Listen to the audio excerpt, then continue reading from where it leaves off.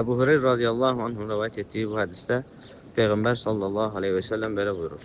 Mən nəsiyə və huvə saimun fəəkələ əv şərib fəlyutimmə savmahu fəinnəmə at'amahullahu və səqah. Kim oruç olduğu halda unudaraq yeyər və ya içərsə, orucunu tamamlasın. Həqiqətən onu Allah yedirib içirmişdir.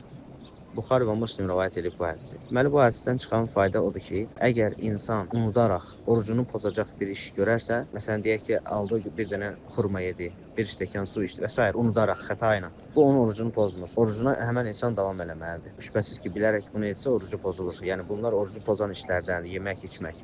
Amma bunu unudaraq, xəta ilə eləyərsə, bu onun üçün bağışlanır. Bu hədislə də bu sabitdir. Və həmçinin ayədə Allah Azza və Cəllə buyurur ki, Rabbənə la tuəxidnə in nəsinə əv əxta'nə.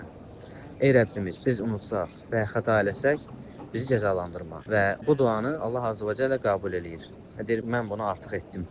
Yəni, əgər insan unudaraq və ya xəta ilə nə isə bir iş görərsə, Allah onu bu əməlinə görə cəzalandırmır. Və onlardan da biri oruçlu ikən yemək və içmək. Bu insanın orucunu pozmur. Amma deyək ki, insan ağzına nəsə bir şey atdı, yeyir, unudaraq. Bu onun orucunu pozmur. Amma birdən xatırladı ki, mən orucam axı.